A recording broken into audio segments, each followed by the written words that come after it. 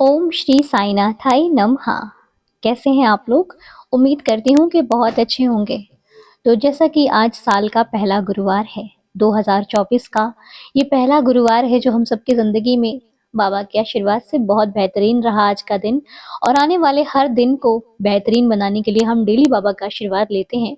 तो बाबा से यही प्रार्थना करनी है कि बाबा इसी प्रकार हम सभी पर कृपा और आशीर्वाद बनाए रखना। हम सबकी ज़िंदगी आपके सहारे है और हम सबको आपका साथ बहुत ज़रूरी है। तो हे देवा, कोई गलती हो जाए जाने अनजाने में तो हमें माफ़ कीजिएगा। और आज इस वीडियो में हम क्या कहने वाले हैं, आपसे क्या बात करने वाले हैं, वो आपको थंबनेल देखकर पता ही लग चुका होगा। लेकिन अब हम बात करते हैं सुहाना जी के बारे में। जी हाँ, सुहाना जी जो दिल्ली में रहती हैं और उन्होंने इस परिवार के साथ एक बहुत ही सुंदर सी लीला बाबा की शेयर की है, बहुत ही सुंदर सा अनुभव हम सबके साथ शेयर किया है। तो आइए उस अनुभव के बारे में जानते हैं और बाबा की लीला को बहुत ध्यान से, बहुत भाव के साथ आइए सुनते हैं और अपने जीवन को भी साईं चरणों में लगाते हुए बाबा से यही कहना है कि बाबा हमारे जीवन में भी आपके दर्शन सदैव होते रहें और आपकी कृपा हम सभी पर निरंतर बरसती रहे, हमें आपका साथ मिलता रहे, बस ऐसा ही आशीर्वाद बनाए रखिएगा। तो बात कुछ 23 तारीख की है, 23 तारीख 2023 की। तो सुहाना जी लिखती हैं, कहती हैं कि जैसे कि हमारे घर पे जो गैस होती है जिस पे हम खाना बनाते हैं, तो कुछ लोगों के घर में स्टील की गैस होती है, लेकिन उनके घर में कांच का चूल्हा था जिस पर वो खाना बनाती थी। और तो होता क्या था कि जो उनका कांच का चूल्हा था जिस पे वो खाना बनाती थी, गैस थी, उस पे कभी कभी ना आग पकड़ लेती थी। तो एक बार उन्होंने अपने हस्बैंड से कहा कि आप इसको ठीक करवा दीजिए। तो उनके हस्बैंड ने कहा कि कोई बात नहीं, हम इसको ठीक करवा देंगे। और उसको कहने के बाद शायद वो भूल गए, उन्हें ध्यान नहीं रहा उस बारे में। और फिर वो होता है ना, हम लोग घर पे कई बार काम करते हैं, हम हाँ ठीक करवा लेंगे, कोई बात नहीं, आज नहीं कल करवा लेंगे, ऐसा सबके घर में चलता रहता है। तो ऐसा ही उनके हस्बैंड ने भी कहा कि कोई बात नहीं, ठीक करवा देंगे। उन्होंने भी बोला कि 1-2 दिन रुक जाओ तो हम ठीक करवा देंगे। तो अब 23 तारीख की बात है, वो गैस पर पानी गर्म कर रही थी। और जब भी वो किचन में कोई काम करती हैं, तो जैसा कि हम सबकी आदत है कि जब भी हम कोई काम करते हैं तो हम बाबा के भजन लगा लेते हैं, जिससे काम करने में और आसानी होती है और हम मन मन लगाकर काम कर पाते हैं। हमारा और अधिक मन लगता है कि हम अच्छे से काम करें। तो ऐसा उनके साथ भी हुआ कि वो पानी गर्म करने किचन में गई और बाबा के भजन चल रहे थे। वो कोई भी काम करती हैं तो भजन लगा ही लेती हैं।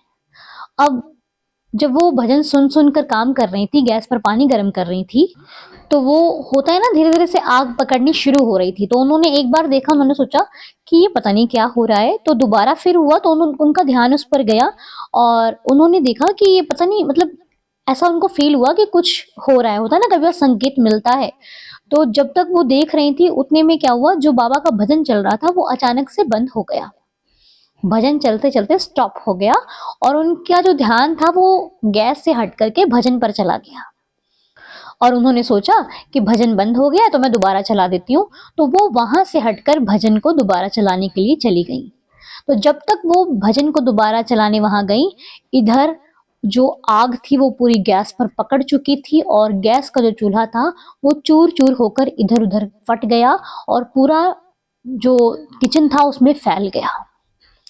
मतलब कि आप समझ सकते हैं कि अगर सुहाना जी उस वक्त वहां से नहीं जाती तो शायद ये उनको बहुत ज़्यादा चोट पहुंच सकती थी, बहुत ज़्यादा तकलीफ उनको हो जाती। लेकिन होती कैसे? उनके स्वयं बाबा वहां पर विराजमान थे जो उनकी रक्षा करने के लिए बैठे थे, तो कैसे नहीं होती। जिनके भजनों को सुनकर उनकी सुबह, उनकी शाम, उनकी हर एक काम होता है, वो उन्हें कैसे नहीं बचाएगा। तो बस उनको भजन चलाने के लिए दोबारा भेजा और इधर जो गैस का काम था वो आग ज्यादा पकड़ गई और चूल्हे जो गैस थी उनकी वो पूरी तरह से नष्ट हो चुकी थी। अब वो जब घर पे कोई अकेला होता है तो हम डर जाते हैं ना कि अरे क्या हो गया। तो ऐसे ही सुहाना जी घर पे अकेली थी, उनके साथ कोई नहीं था, उनके हस्बैंड भी बाहर थे। तो वो एकदम से डर गई और रोने लग गई, उन्हें समझ में नहीं आ रहा था कि वो क्या करें। फिर उन्होंने हिम्मत करके फटाफट जो सिलेंडर था वो बंद किया, रेगुलेटर होता है ना, उसको बंद किया और फिर अपने हस्बैंड को कॉल किया, उन्हें सारी बात बताई और उन्हें जल्दी से घर आने को बोला। उनके हस्बैंड फटाफट से घर आए।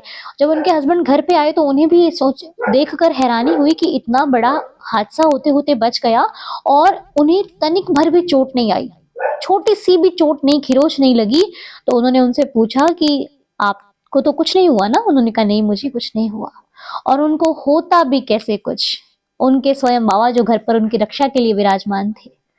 तो सुहाना जी का ये जो एक्सपीरियंस है, जो लीला है, ये बहुत ही बेहतरीन है और सेम टू सेम ऐसी ही लीला मेरे साथ भी हो चुकी है। सुहाना जी की बात करते करते मुझे अपनी याद भी आ गई, हमारे साथ भी बिल्कुल ऐसा ही हुआ था। बाबा ने इसी प्रकार बचा लिया था। तो आप भी सतर्क रहें, ऐसी चीज़ें जो आपको नुकसान देती हैं इन्हें घर पर ना लाएं।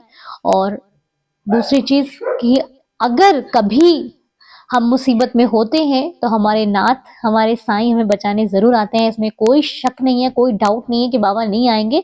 और जब वो भजन ही बाबा के चल रहे थे, वहाँ पे उनका ध्यान बाबा के भजनों पर था, तो बस बाबा ने अपने भक्त की रक्षा कैसे करनी थी वो बाबा अच्छी तरह से जानते हैं।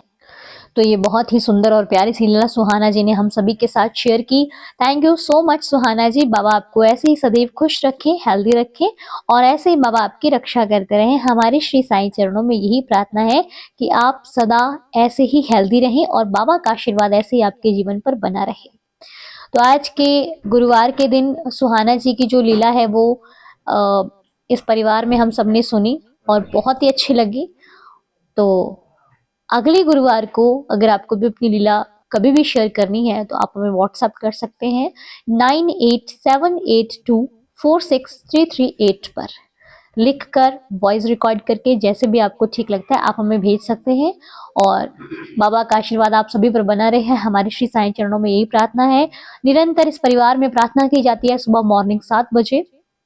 सर्दियों का सीजन चल रहा है तो 7 बजे की जाती है, अदरवाइज गर्मियों में 6 बजे की जाती है। तो आप भी प्रार्थना से जुड़िए, सबके लिए प्रार्थना कीजिए, सबके लिए अच्छा सोचिए, सबका भला करने की सोचिए, आपका भला साईं अपने आप कर देंगे। तो फिर आपसे मुलाकात करेंगे अगले वीडियो में, तब तक के लिए ओम साई राम, जय जय साई राम।